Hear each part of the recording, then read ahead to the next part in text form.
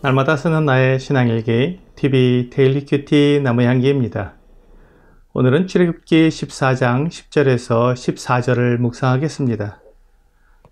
바로가 가까이 올 때 이스라엘 자손이 눈을 들어 본즉 애굽 사람들이 자기들 뒤에 이른지라. 이스라엘 자손이 심히 두려워하여 여호와께 부르짖고 그들이 또 모세에게 이르되 애굽에 매장지가 없어서 당신이 우리를 이끌어내어 이 광야에서 죽게 하느냐? 어찌하여 당신이 우리를 애굽에서 이끌어내어 우리에게 이같이 하느냐?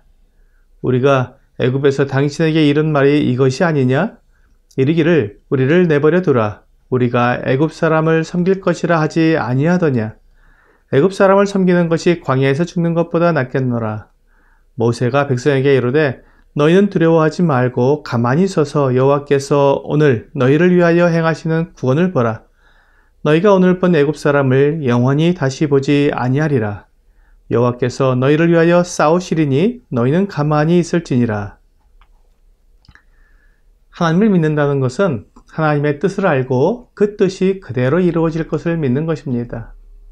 많은 사람들이 가지고 있는 믿음에 대한 오해는 내가 간절히 믿으면 그대로 이루어진다고 생각하는 것입니다.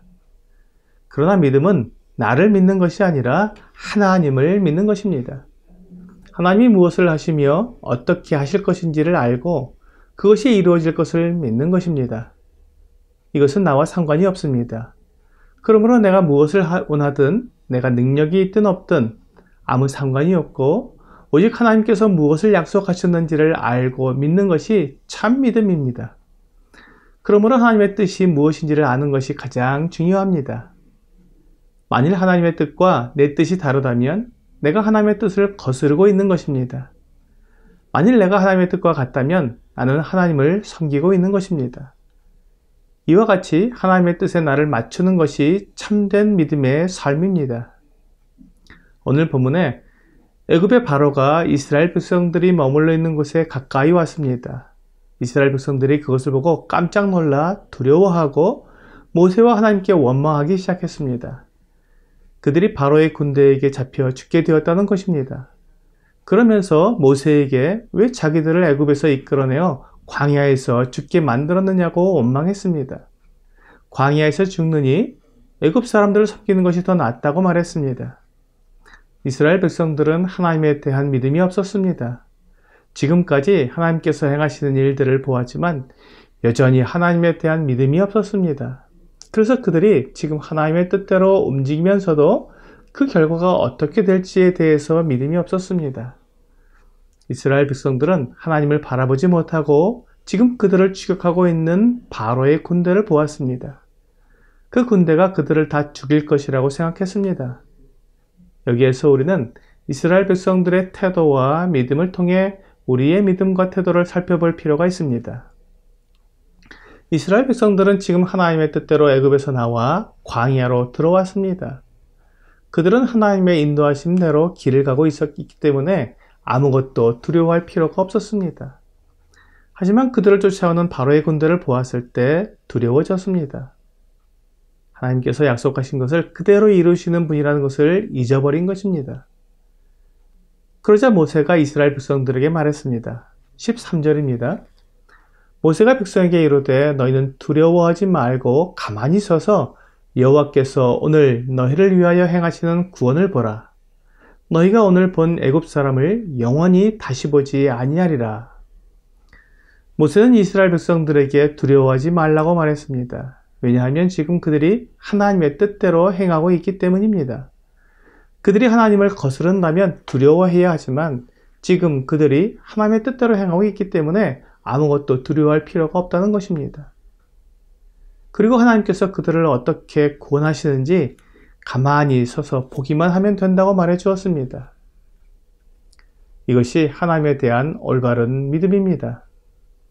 내가 하나님의 뜻 안에 있다면 지금 내가 처한 상황이 어떤 상황이라도 상관없이 하나님께서 정확히 약속대로 이루실 것을 믿는 것입니다.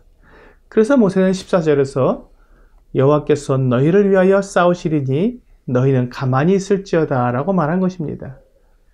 지금 애굽의 바로는 하나님의 뜻, 하나님의 계획을 거스르고 있습니다.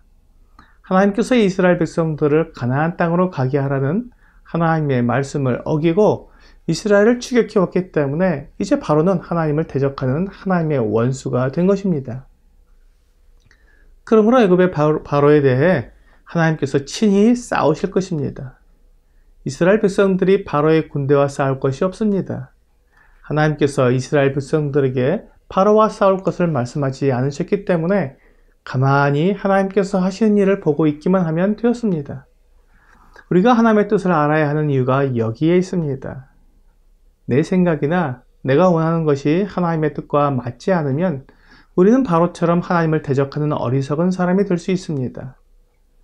만일 하나님의 뜻을 알면서도 내 뜻을 고집한다면 하나님께서 그와 싸우실 것입니다. 하나님의 대적이 되는 것은 정말 두렵고 끔찍한 일입니다. 그렇기 때문에 하나님의 뜻을 아는 것이 모든 사람이 해야 할 일입니다. 베드로전서 2장 19절과 20절은 부당하게 고난을 받아도 하나님을 생각함으로 슬픔을 참으면 이는 아름다우나 죄가 있어 매를 맞고 참으면 무슨 칭찬이 있으리요.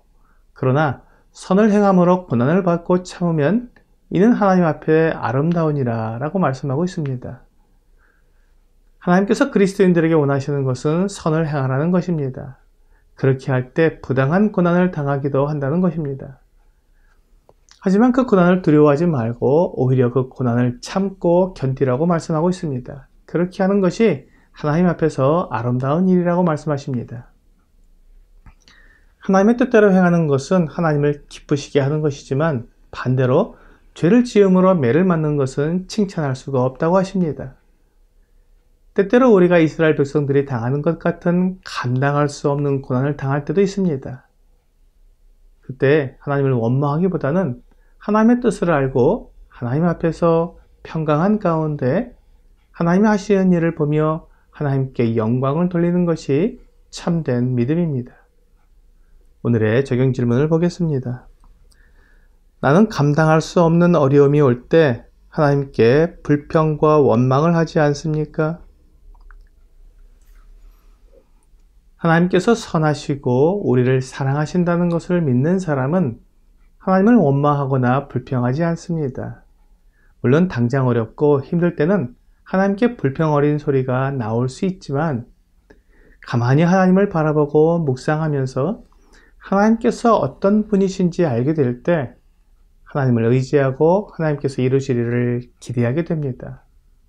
오늘 하나님을 사랑하는 마음으로 나에게 찾아온 감당하기 어려운 어려움을 하나님께 맡기고 평강으로 나아가는 여러분과 제가 되기를 주 예수님의 이름으로 기도합니다.